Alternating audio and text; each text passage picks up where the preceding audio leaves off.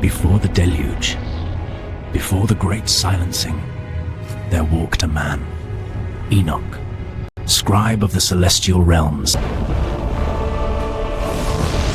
And in those days, the sons of heaven, to teach mankind the forbidden.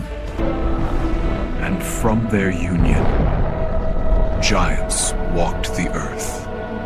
Men beheld them and trembled. And Enoch beheld the glory of the Most High, only on Bible Village. Today it sits at the edge of faith and history, a mysterious text that speaks of angels, judgment, and forbidden knowledge, yet is absent from the pages most Christians hold sacred. To understand why, we must travel back to a time before the Bible was complete, when the early believers were still deciding which writings were truly inspired by God.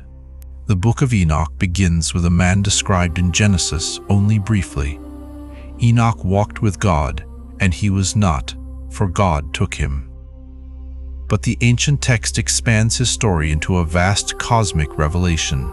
It tells of the Watchers, angels sent to watch over mankind, who fell in love with human women and defied heaven's command.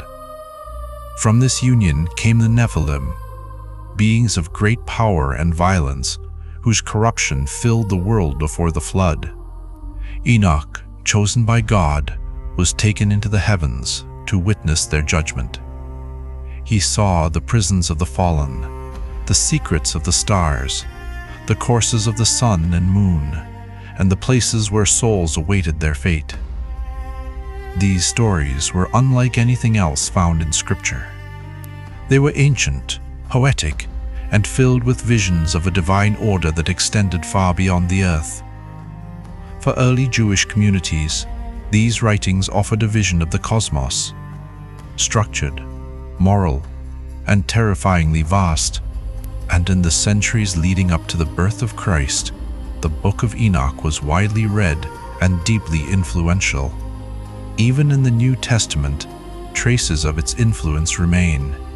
The letter of Jude directly quotes from it, calling Enoch the seventh from Adam, and citing his prophecy of the Lord, coming with 10,000 of his holy ones to execute judgment upon the wicked. Phrases such as the Son of Man, central to the teachings of Jesus, also appear in Enoch centuries earlier. The early followers of Christ likely knew this text, perhaps even valued it. So why did the church turn away from it?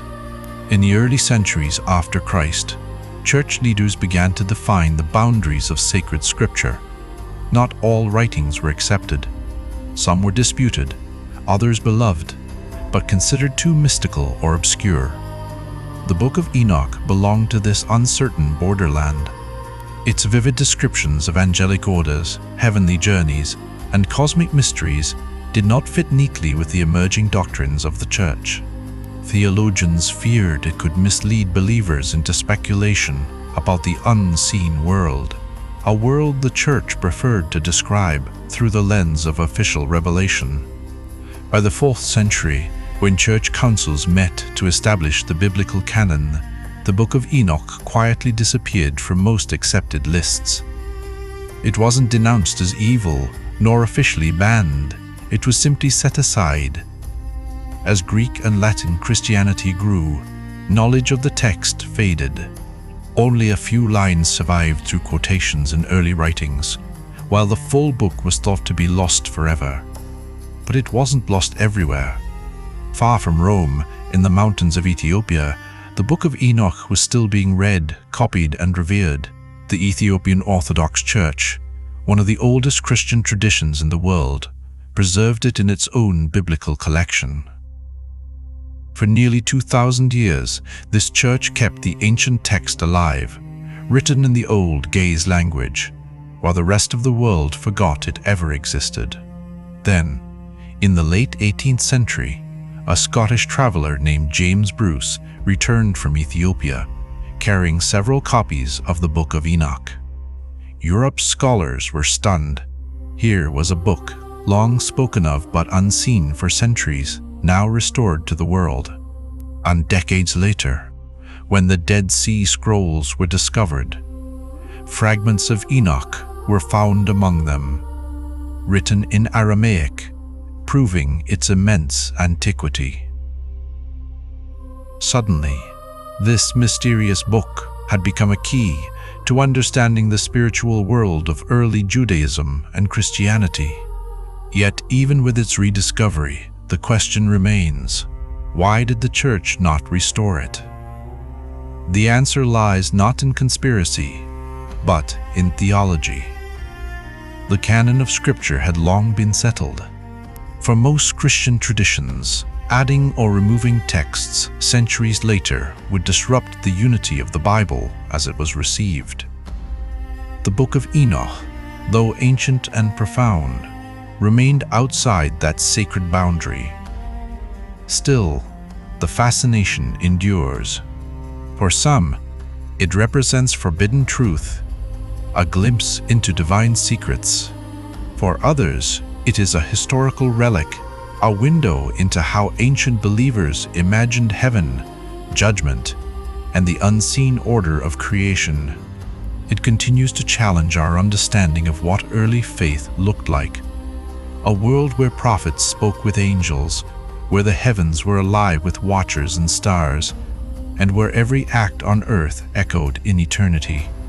Perhaps that is why the Book of Enoch was not so much removed as forgotten, a casualty of caution, preserved only in whispers and fragments. But when we read it today, we see not a threat to belief, but a reflection of it. It reminds us that humanity's search for truth has always reached beyond the visible, always sought to understand the divine through the mystery of the cosmos. And maybe that is the true legacy of Enoch, not the controversy of its removal, but the endurance of its vision, a vision that crossed ages, languages, and empires, and still calls to those who wonder what might lie between heaven and earth. Even the mighty must bow before light. The story continues beyond the flood. Join the journey. Witness every revelation. Subscribe for more epic tales, only on Bible Village.